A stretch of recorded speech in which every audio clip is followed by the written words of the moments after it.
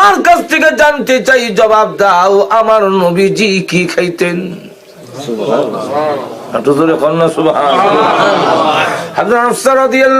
বলেন, আব্বা আমি নিজে দেখেছি বিশ্ব নবী রাহমাতুল লিল আলামিন শুকনা রুটি জাইতুনের তেল দিয়ে খাইতেন।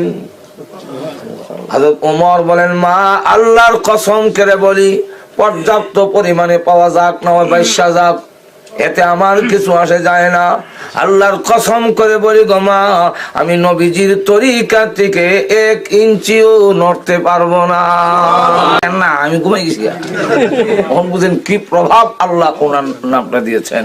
এবং এমনকি আল্লাহ রসুল বলেন, ওমর তুমি যে রাস্তা দিয়ে যাও মিস্টার ইবলিস এই হতে দেয়। কথাটা বুঝছেন? হযরত ওমর রাদিয়াল্লাহু আনহু রাস্তা দিয়ে গেলে শয়তান এই গলি ধরে আরেক গলিতে যায়। শয়তান পর্যন্ত যারে ডরায়, শয়তান কেন ডরাবে লেগে থাকছে? এখন শয়তান পর্যন্ত ভয় পায় যে উমরকে। এই উমরের সামনে দাঁড়িয়ে গিয়া হইতো, আপনি শুকনো রুটি কেন খান, জৈতুনের তেল দিয়া গোস্ত দিয়া খান না কেন? এই সাহস কেউ হয় না। সকলে মিলে কয় যে আমরা এক কাজ করি, বুঝলে কি, বুঝলে উনার মেয়ে যে হাফসা রাদিয়াল্লাহু আনহা, উনি হলেন বিশ্ব নবীর আদরের স্ত্রী, উনারে ভাড়াই যদি কোনো বেশ কম রাগ হয় তো দমক দিয়ে থাকতো না, যদিও মেয়ে কিন্তু পদে বড়। আমরা পদে কেমনে বড়? বিশ্ব নবীর আদরের স্ত্রী, দমক দেব কই? যেরকম ঠিক না? সকলে মেয়ে মিলে গিয়া হলো, আপনার আব্বার একটু কন্যা এরকম করতো। তো উনি গেছেন গিয়া,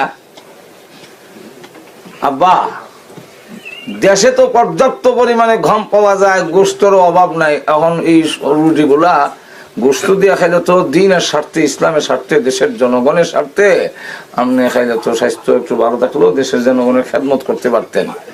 এই কথা হওয়ার পরে এখন কান্দা শুরু করছে।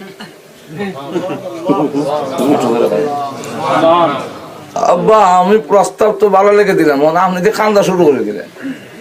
মা আমি জীবনে কোনোদিন কল্পনা করি নাই তোর কাছ থেকে এই প্রস্তাব আমি শুনবো।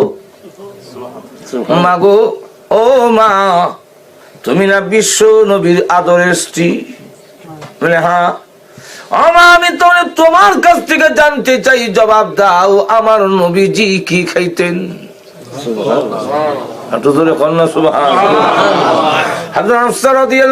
বলেন, আব্বা আমি নিজেই দেখেছি বিশ্ব নবী রাহমাতুল লিল আলামিন শুকনা রুটি জাইতুনের তেল দিয়ে খাইতেন। হযরত ওমর বলেন, মা আল্লাহর কসম করে বলি, পর্যাপ্ত পরিমাণে পাওয়া যাক না বাইশা যাক, এতে আমার কিছু আসে যায় না। আল্লাহর কসম করে বলি গো মা, আমি নবীজির তরিকা থেকে 1 ইঞ্চিও নড়তে পারবো না। আমার নবী যা খাইতেন আমি তা খাবো, এর বাহিরে আমি যাব না। ভাইরা আমার, তাহলে এই জৈতুন যে এটা অনেক উপকারী, অনেক রোগের, তখন কোনের টাইম নেই, কত রোগের যে উপকার হয়। তো এই দুইটা জিনিসের আল্লাহ মানব জীবনের সাথে অনেক সম্পর্ক। এইগুলো দুইটা। আরেকটা হলো তুর সিনিন, পবিত্র পাহাড়, তুর পাহাড়, যেখানে আল্লাহ রাব্বুল আলামিন মুসা আলাইহিস সালাতু ওয়াস সালামের সাথে কথা বলেছিলেন। সাক্ষাৎ না, কথা মাতো ছিল আর কি, যখন ওইখানে ওই তুর পাহাড়ে মাত্র গিয়া। তো সেই তুর পাহাড়ে অত্যন্ত পবিত্র পাহাড়, 4টা পাহাড় পৃথিবীর মধ্যে শ্রেষ্ঠ, এর মধ্যে একটার নাম হইল তুর পাহাড়। আর এখন কি পাহাড়? ওয়াতুর সিনিনা। সিনিনা এটা কিটা? ইটার ব্যাখ্যা, সিনিনা মানে তুর সিনিনা, এটা অর্থ না। হালির বেড়া হইলে একবার কইছিল বলে ও তিনি ওয়া যাইতুনে, এর অর্থ হইলো আমি তোরে চিনি না, তোরা আরে চিনস না। অতুরে চেনে না মানে তোরা আরে চিনস না, অতুরে চেনে না। ওয়াহাজাল বলদিল আমিন। আর বারাত রে বলদ, বলদ এবারে বুঝাইতেছে বলদ মানে গরু। বলদ, বলদিল আমিন, এই বলদ হইল আমিনের। এরকম অর্থ বললই তো না। ওয়াতুরে সিনিন, সিনিন হইল এটা তোর পাহাড়টা যেখানে অবস্থান করে ওই জায়গার নাম সিনিন। কথা বলছেন? এখন বিভিন্ন ব্যাখ্যা দিয়েছেন মুফাসসিরিনে কালাম। তাহলে গেল তিনটা। 4 নম্বরটা হলো হাযাল বালাদিল আমিন। হাযাল বালাদিল আমিন কোরআন যেই নগরীতে প্রথম নাজিল হয়েছে, এই শহরের নাম কি? মক্কা। নাকি আল্লাহ রাব্বুল আলামিন এই মক্কা নগরীকে পৃথিবীর মধ্যে সবচেয়ে সম্মানিত শহর বানায় দিয়েছেন এবং নিরাপদ শহর। এই শহরের ভিতরে মক্কা মুকাররমা ভিতরে বাইতুল্লাহ শরীফ আছে, এর এরিয়ার ভিতরে মশা পর্যন্ত নিরাপদ হইয়া যায়। ঠিক নেই? মক্কা নগরীর মানুষ যদি কোনদিন বের হইয়া অন্য শহরে যায়, ইসলামের বিধান হইল আবার যখন ডুববে তখন এহরামের কাপড় পরিধান করে ডুববা। এটা নিরাপদ শহর, এখানে ফাইলামের জায়গা না। এখন পর্যন্ত तमाम পৃথিবীতে যত শহর আছে এর মধ্যে সবচেয়ে বেশি নিরাপদ শহর হলো মক্কার শহর। এখন না মক্কার শহর সবচেয়ে নিরাপদ। ইব্রাহিম আলাইহিস সালাম দোয়া করছেন, আল্লাহ হাযা বালাদান আমিনা, এই শহরে আল্লাহ তুমি নিরাপদ শহর বানাইয়া দাও। আমার বুয়ারে যেখানে হালাই দেয়া গেলাম, আল্লাহ আমার বড় এখানে হালাই দেয়া গেলাম, মহিলা মানুষ, আল্লাহ এরা কোন বিপদ পড়ে, তো আমি তোমার কাছে দোয়া করি এই শহরটারে আল্লাহ তুমি নিরাপদ শহর বানাইয়া দাও। ইব্রাহিম আলাইহিস সালাম দোয়া করে গেছেন, এই শহরে আল্লাহ এমন নিরাপদ বানাই দিয়েছেন। এখন পর্যন্ত আমার অভিজ্ঞতা থেকে হই, আল্লাহ এমন নিরাপদ শহর যে এত নিরাপদ শহর বিশ্বের কোন শহর নাই। এখন না একবার জুতার টাল দেখে আইনা তো সে টাল দিয়া হচ্ছে না, মানুষের জুতা হলাইয়া যায় কি। আমি জুতার টালের কাছে অনেক কান দাঁড়াইয়া কইলাম, আহা এই জুতার জন্য আমরা বাংলাদেশের জুতা চোররা কত কি দেখা।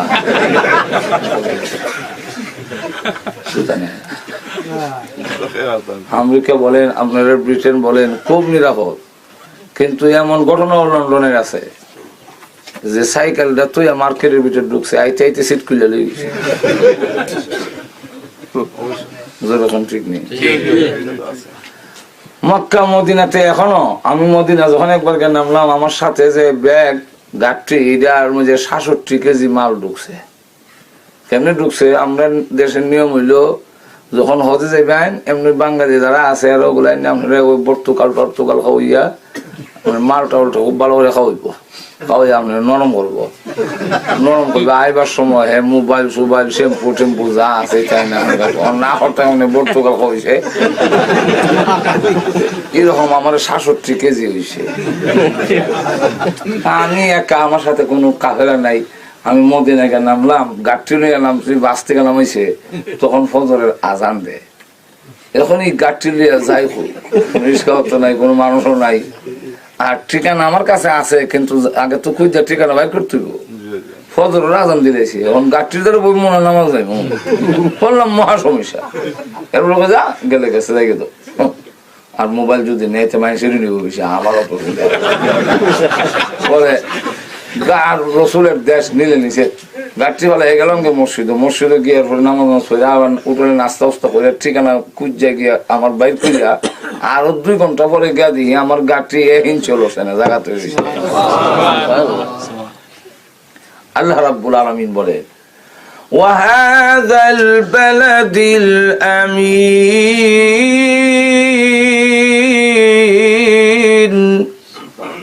এই নিরাপদ শহরের কসম খাইয়া কই।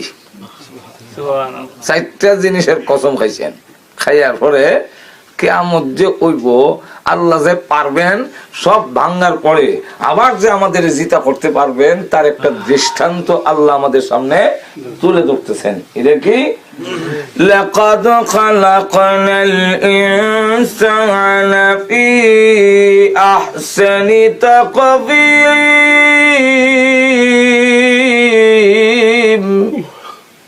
আল্লাহ রাব্বুল আলামিন বলেন লাকাদ খালাকনাল ইনসান, ওই যে লাকাত বাচ্চা করিয়া আবার লাকাত করলে অর্থ বদলে দিবি,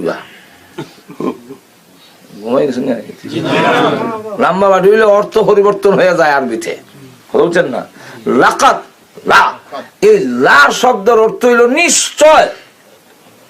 আর কাদ, এই কাদ শব্দর যখন অতীত ক্রিয়া ফেলে মাঝির আগে আসে তখন এই কাদের অর্থ হয় নিশ্চয়। তাহলে নিশ্চয় খবর হইল বড় আসতে বলে বাংলা বলা বলিলে শুনে এটা নিশ্চয় বুঝি না ফেরা। তাহলে নিশ্চয় নিশ্চয় খবর হইল। লাকাদ খালাকনাল ইনসানা, এটাকে বলা হয় জুমলায়ে তাকিদিয়া, অর্থাৎ এই বাক্যটা আসছে ব্যাঙ্গের বাচ্চা যে, আচ্ছা ব্যাঙ্গের বাচ্চা দেখছেন না আপনারা? খালা খালা আমরা দেখো, আমাদের ব্রাহ্মণ বলে হয় ব্যাং সাব্বা, আর আমরা ছেলেরা হয় ব্যাং সাবু, ছোট ছোট ব্যাঙ্গের বাচ্চা। তো ওই ব্যাঙ্গের বাচ্চা যখন প্রথম জন্ম হয় কালো, তার ঠ্যাং নাই, লেজ আছে, দেখছেন কিনা? কিছুদিন পরে লেজ পরে যায়, কি ঠ্যাং উঠে ব্যাং হয়। ঠিক মানুষ বানানোর মতোই আছি, আস্তে আস্তে গসা লেগে লেজ ভেঙে পড়ে গেছি কি, আর একদম করতে করতে এমনি আসলাম, এমনি গেছি। কি আশ্চর্য কথা। এই যে আমরা পরিবর্তন বিবর্তন হইলো, হইয়া বলে মানুষ হয়ে গেছি, আর রুম অমিতা পড়ে গেছি। এখন আপনি আমার ছেলেরা হয় ডারউইন জিন্দাবাদ। আল্লাহ কোরআন পরিষ্কার করে বলে দিয়েছে মানুষ তোমার জন্ম কিভাবে, আমি সব বিস্তারিত করে বলে দিয়েছি। তুমি একবারে, তোমার তো সন্দেহ হওয়ার কথা না, তুমি ডারউইনের থিওরিতে গেছো। কেমনে প্রমাণ কি? লেজ যে ভেঙে বসে, লেজ যেখানে থাকে এখানে আগ দিয়ে দেখো একটা লেজ ভাঙ্গার গাথা আছে। মানুষের লেজ যেখানে থাকে মানে এই জায়গাটার মাঝে মানুষের একটা গাথা আল্লাহ রাখছে। এটা কেন লেগে রাখছে? তো অনেক রহস্য আছে, তখন কথা কখন যেত না। আল্লাহ কোন কাম ওই রহস্য ছাড়া এখন না। এখানে যে চুল দিছে কেনে, এরপরে আবার নাকের ভিতরে চুল কেনে, চোখের উপরে বুর উপরে চুল খেনে, এরপর চুল আবার এইভাবে বেহা খেনে, এমনি এমনি বেহা খেনে। পোকামাকড় দুলাবার আইলে খেউ দিয়ে হারাইবার লাগে। নাকের ভিতরে কেন চুল দিলেন? আল্লাহ উপরে দিলেন না কেনে? চুল এখানে না থেকে ভিতরে কেনে? আবার ভিতরে একটা আড়া লাগাই দিছে, গাম লাগাই দিছে, যেরকম ঠিক না? নাকের ভিতরে আট দিলে দেখবেন ভিজা, এই ভিজা খেলে আর চুল খেনে বলে এইটা দিয়ে আর আড়া লাগাইয়া প্রতিরোধের ব্যবস্থা করছি। কোন ধুলা বালু এবং ফুকা মাকড় আর মশা না হাজার দুঃখা তোমার ব্রেইনে যেন হামলা করতেন না। আমরা ফুটবল একটা এটা সেদুর হয়েছে না হয়েছে না, এটা বুঝবার লেগে পানি নিয়ে যাতায়াত করতাম। আমরা দেশ করে টায়ারের ভিতরে একটা টিউব থাকে, আমরা তো টায়ারের ভিতরে টিউব নাই, টিউব লাগে না। উন্নত দেশ আমরাও আছে এরকম, আমরা নাই যে এরকম না, বাংলাদেশও আছে, কিন্তু বাংলাদেশে কিছুদিন পরে আবার টিউব লাগাই, কারণ এই টায়ার যখন সেদুর মতো এই জায়গায় টিউব না লাগাইলে ওটা টায়ারটা চলতো না। তো টিউব লাগাইলে টিউব যখন সেতুর হয়ে জায়গা, তো এটা যখন দোকানে নেয় রিপেয়ারিং করবার লেগে একটা বোর্ডের মধ্যে পানি আছে, আনলে মোহর সেপ দেয় দিয়ে দেয় বাতাস বাইর যেরকম ঠিক কিনা। কিন্তু আল্লাহ এটা কর্ম করে যদি সম হয়, আল্লাহ কেমন মহান কারিগর। নাকের ইগেদের ছিদ্র আছে, তারপরে কানেদা ছিদ্র আছে, কিন্তু মুখেদা অত বড় ছিদ্র, কিন্তু আপনি দেখেন সব ব্লক করা যায়, বন্ধ করা যায়। আপনি যখন নাকি ডুব দিবেন গোসল করার লেগিয়া, এই ছিদ্র দেখেন তো পানি ঢুকে না, নাকে পানি ঢুকে না, এই দরজা লাগাই খেদায়, এই ছিদ্র ঘটা লাগাইলো। ও মানুষ, তুমি চিন্তা করে দেখো তুমি কার কথা মানো।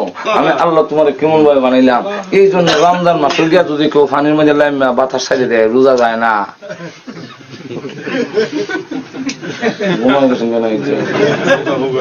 আমরা দেশে তো পুকুরও গোসল করে, রমজান মাসে গোসল করতে গেছে, বস কয়েকটা বাতাস ছাড়ে দিছে পানির বিচ্ছে আর কি। তো নিয়ম হইলো বাতাস যখন গেছে পানিও যেত কেন্দা, এখন ঠিক না, কিন্তু পানি যায় না।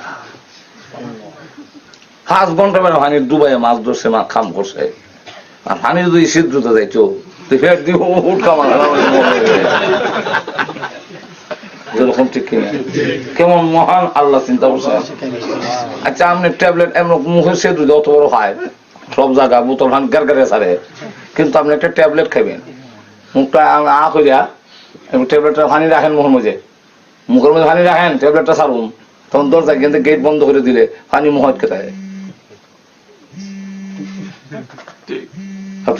ঠিক নেই।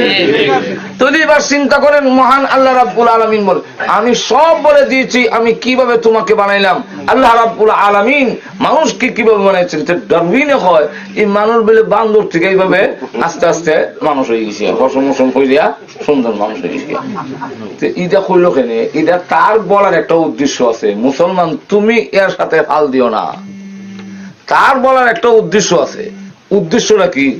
উদ্দেশ্যটা হইল কোরআনের মধ্যে আছে আল্লাহ রাব্বুল আলামিন ৭০,০০০ ইহুদিরে বানর বানাইয়া দিছি। ঘুমাই গেছে এই বানর বানাইছিল বেতুমিজরে কথা বলছে।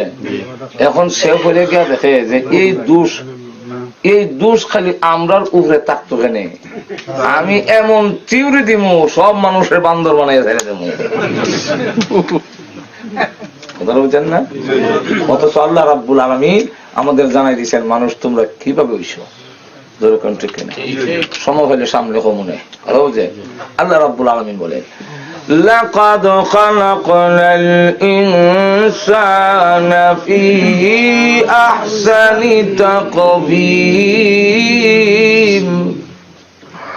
আল্লাহ রাব্বুল আলামিন বলেন নিশ্চয় নিশ্চয় নিশ্চয় মানুষকে আমি আল্লাহ সব মানুষ ইনসানের আগে আলিফ লাম লাগাইয়া আল ইনসান লাকাদ খালাকনাল ইনসানা ফি আহসানি তাকওয়িম। আল্লাহ রাব্বুল আলামিন বলেন আমি সবচেয়ে বেশি সুন্দর করে মানুষকে বানাইছি। এত সুন্দর আর কোন প্রাণী বানাই একটু তো রকম না। মানুষকে এত সুন্দর করে বানাইলাম আহসানু মিন কুল্লি শাই, এর চাইতে আর কোন সুন্দর মখলুক হতে পারে না। আপনি যখন ময়না হাকিরে তুমি বড় সুন্দর, ময়না তার বাসা দেয়া হয় আপনি বুঝেন না। এখন আমি সুন্দর তুমি কইতাছ, কিন্তু আমার সুন্দরের কথা তো আল্লাহ স্বীকৃতি দেন নাই। আল্লাহ কোরআনে বলে নাই ও মানুষ তুমি যে সুন্দর, এই কথাটা তো বানানে ওয়ালায় হইছে সুন্দর। আর তুই ধরে কর না। আল্লাহ রাব্বুল আলামিন বলে কি তো অসুবিধা হইতেছে না? এটা বেশি লম্বা করতাম না, শেষ করে গরম গরম লাগে তো। নামাজের টাইম হয়ে গেছি, আমাদের রক্ত হয়েছে কথা বলছেন না। ইচ্ছা করলে আমরা এখনো করে নিতাম পারি। তিনটা রক্ত হয়তো রক্ত হয় না, তিনটা রক্ত তো হয়ে গেছি। এখন ইচ্ছা করলে আমরা করে নিতাম পারি, করে নিতাম।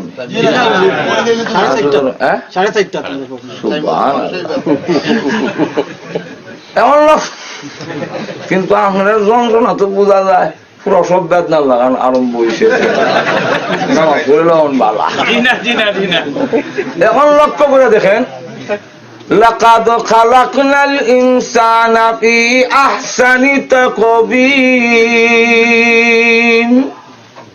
আল্লাহ মানুষকে খুব সুন্দর করে সৃষ্টি করেছেন, এত সুন্দর আর কেউ নাই।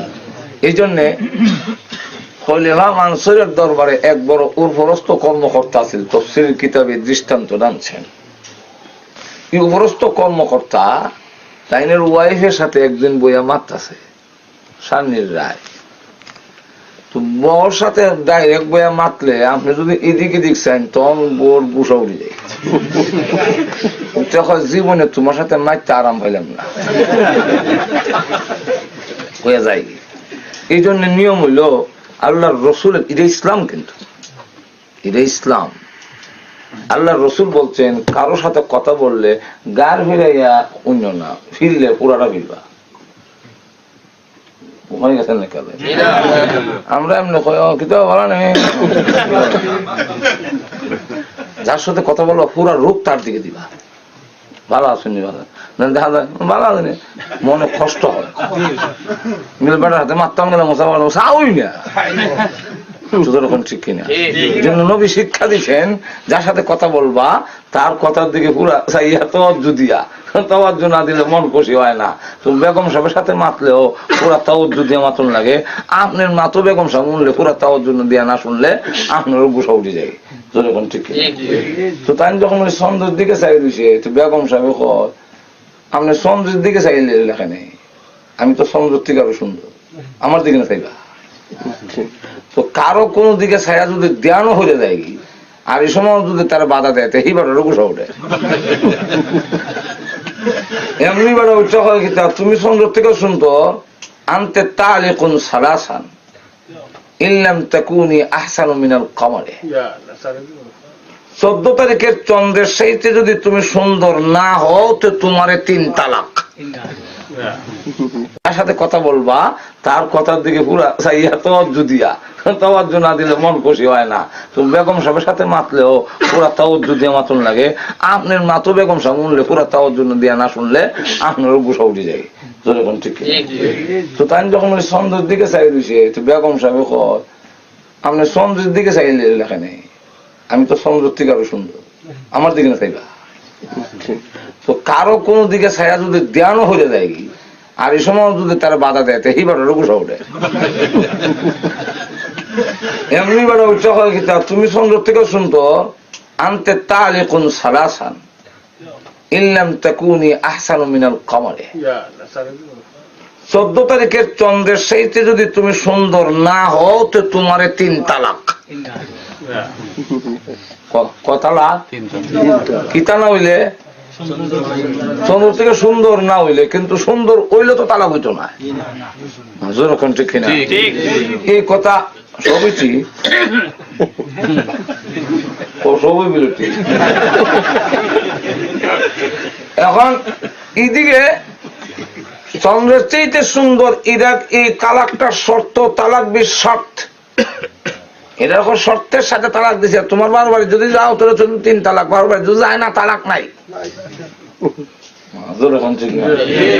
এর লেগে আবার অনেক সময় আইনজ্ঞর কাছে গেলে হত বাই করে দেয়, না না আবার সত্যকারের কাছে গেলে হত বাই করে দিব, আর বন্ডর কাছে গেলে তো হেঁটে না যায় কথা আজাইজ করে থাকে।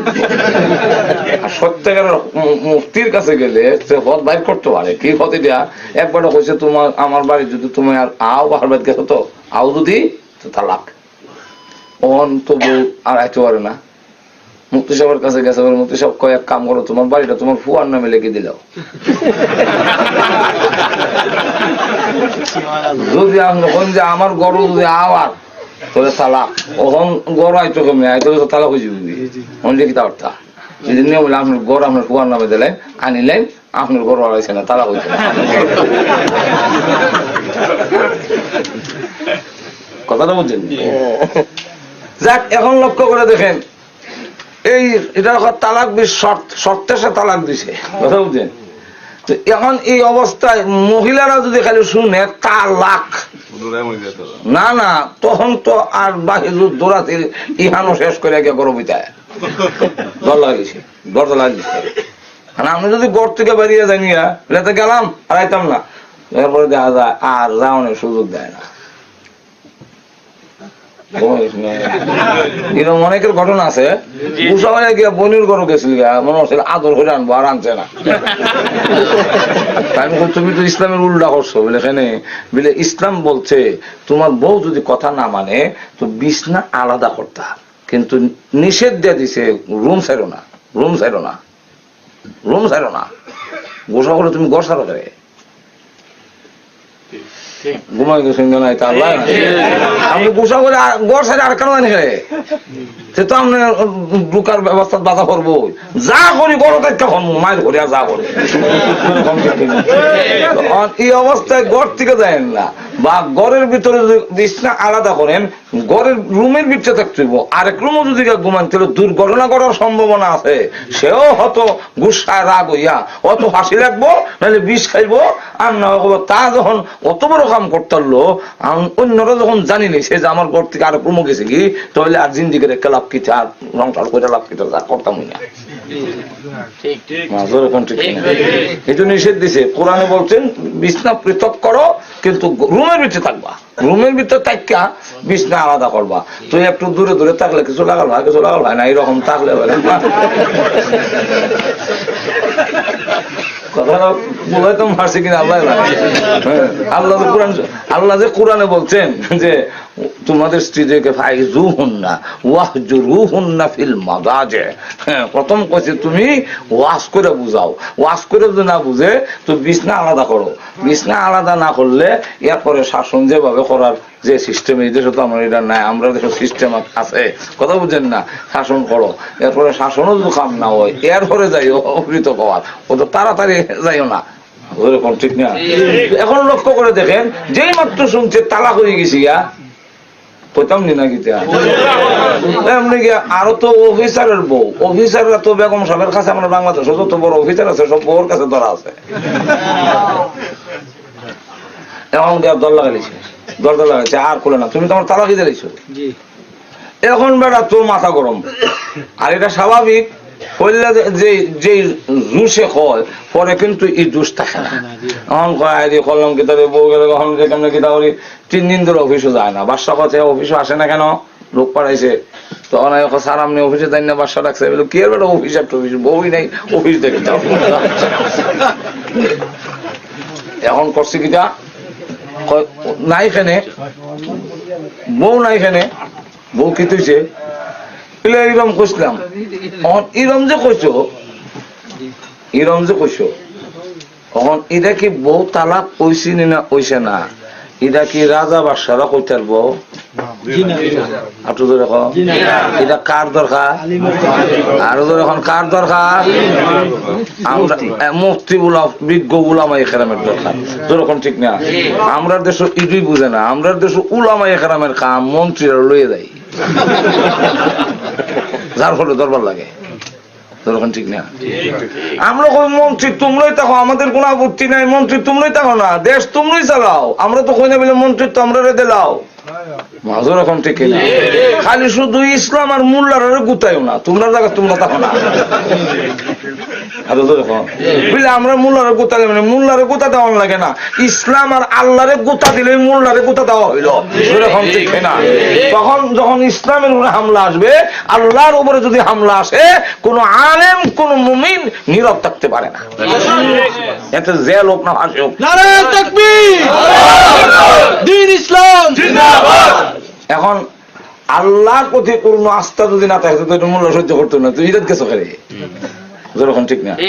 আমরা বাংলাদেশের সব পদ দখল করছে মহিলারা, আরো যখন প্রধানমন্ত্রী, আরো যখন স্বরাষ্ট্রমন্ত্রী, পররাষ্ট্রমন্ত্রী, কৃষি মন্ত্রী, সংসদীয় উপনেতা, বিরোধী দলের নেত্রী, বড় পদ যা আছে সব তো মহিলারা দখলই করছে।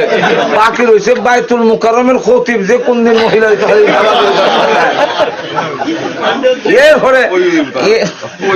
এরপরে আবার নারী নীতিমালা কইরা দরকারটা কিটা, এটার অর্থ হইল গন্ডগোল লাগানি। উলামায়ে কেরাম বলতেছেন যে নারী নীতিমালা যে তৈরি করা হয়েছে সেটা কোরআনের সাথে সাংঘর্ষিক হয়ে যায়। উলামায়ে কেরাম বলেন সাংঘর্ষিক, কিন্তু যারা দায়িত্বশীলের আছে এরা কোরআন সুন্নাহ বিরোধী নয়।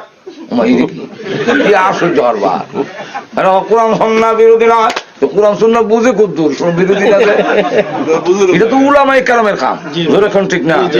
আলিম উলামা তোমরা যখন কোরআনের সাথে সাংঘর্ষিক, কোন কোন পয়েন্টটা কোরআনের সাথে সাংঘর্ষিক এটা বাদ দিলে হয়, বাদ দিলাই। আমরা তো নারীর উন্নয়নের বিরোধী না, নারীর আরো সম্মান দেও না, আমরা কোনো আপত্তি নাই, কিন্তু কোরআনের সাথে সংঘর্ষ সৃষ্টি করে কোনো সম্মান দেওয়া যাবে না।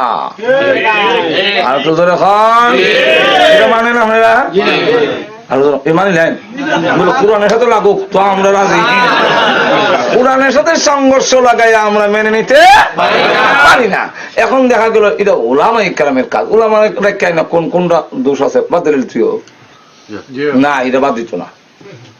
হ্যাঁ, আর উল্টা আয়াত গিয়া দিয়ে আমার সামনে এক বেটা, আমরা এক এমপি, আমার থানা বেটা, আমার আগে কোরআনের আয়াত পড়তেছে, قل اللهم مالك الملك تؤتي الملك من تشاء وتنزع الملك يا معبود আমি কি মাইক লয়ে বললাম এমপি সাহেব আমার করছে আমার ওরা তো একটা বেজ্জত করলো আমি বললাম যে কোরআন শরীফ শুদ্ধ করে যে পড়তে পারে না এর কেটা কইছিল পড়তে হইতা